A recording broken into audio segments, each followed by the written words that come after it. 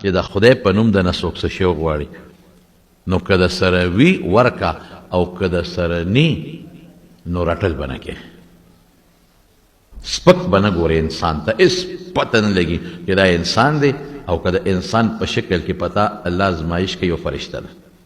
هېڅ پته نه لګي کېدای شي فرشته وي او پته خدای ازمایش کوي او چې بیا د الله نوم یې درته واغېسته د الله په نوم را د الله د نوم قیمت قسم په خدای که چا سره پیدا شي دا د خدای نوم در مخکې کړه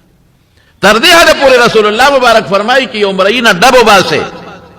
او غزار والا ورکې او هغه درته وایي د خدای خاطر وکړه ما مه وهه د الله نوم یې واغېش بس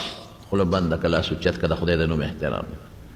لیکن موږ خلک نن د خدای د نوم احترام نه کوو ښځه به راګیره کړي که هغه ورته د دنیا د خدای نوم اخلي ډب نه اوچتی او مقصې درځئ بلکې په خدای یقین وکړه ما اورېدلي جومات کې ناست یم چې ورته قرآن شریف یې راغښتی دی ښځې خاوند ته هغه یې په کټ کې غورځولی دی سپکاوي کړی دی زموږ خلک دومره کبر پرون سار ماته یو ملګري ټیلیفون وکړه پرون سار دا پرونی سارانۍ خبره ده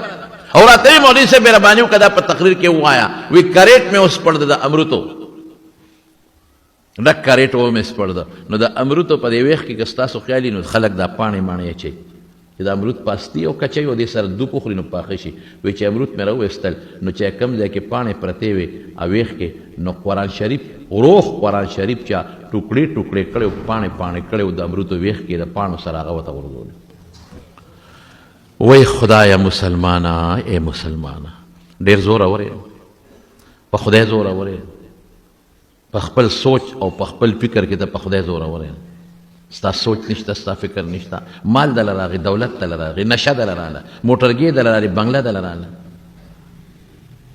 خدای سره دشمني کوي کم خدای چې په یو سکند کې دې ختمولی شي لوګي به دې کې دوله به دې کې ظالمه ګورې په داسې غم به دې اخته کړي چې بیا به د سره علاج نه بچې به درته راوپرځوي او بیا به کله یو هسپتال ته وړې پنډۍ ته یو خوا بل خوا یا خدای پاکه معاف مې کړې ډاکټر به علاج نشته کور کې نه ښځه به راته راوغورځوي پلار به راته راوغورځوي مور به راته راوغورځوي مقدمه به راته جوړه کړي دشمني به درته جوړه کړي ستا په وجود به داسې بیماري راولي چې لا علاج به پیسې به لګي او جوړېږي نه بیا به څه کوې څومره مست شو دا خلک کیړی د دوی نه پاتې نه شوی د کیړو په هغه تلي چې ځمکه باندې ږدي او په سوټو ږدي او د پاسه پې ګرځي په هغې د خدای او د پیغمبر نوم دا خو به موږ دا ووایو چې دا هغه ظالمان کوي چې کوم نه خدای مني نه رسول مني لیکن ته خو مسلمان یې صاحب د دې ملک باشنده ته قرآن شریف شلی او ټوکړې ټوکړې کې قرآن شریف او د ردی په شانتې امرودو ته لاندې د خدای قرآن ورچي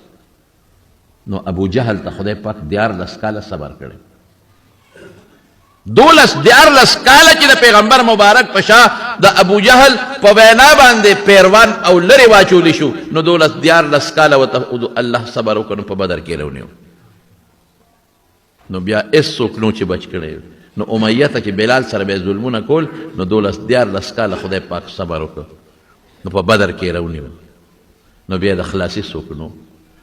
نو قارون د موسی علیه السلام سره ظلم کو او زیاتې یې کو موسی علیه السلام یې بدنامه نو په خدای چې ځمکې راخ که او بیا څوک ونه چې د هغه ځمکې نه بچ کړي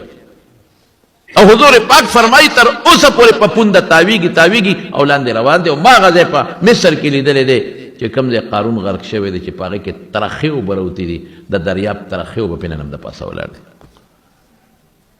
هغه خدای چې په یو ماشي نمرود رونیو یو ماشي په سپېمه کې وردننه شو د ماشي د لاسه خدای پاک هلاک کړ هغه نمرود چې ځان ته یې غټ خدای وي هغه الله چې فرعون یې د لکونو لښکر سره په بحر قلزم کې غرق او تباه کړ ما هغه طرف لیدلی دی هغه ځای ما لیدلی دی ته د دغې خدای سره مقابله کې اوس چې دا مخکې کورونا تېره شوه څومره خلک یې راوپرځو ټیک ټاک او کورونا دلته جنازه او سبا هلته جنازه او بل هلته جنازه په ډینګي ماشي باندې څومره مخلوق خدای پاک مړه کړل او که در باندې بل افت راولي نو خدای سره به څه وکړي د خدای مقابله نشي کولی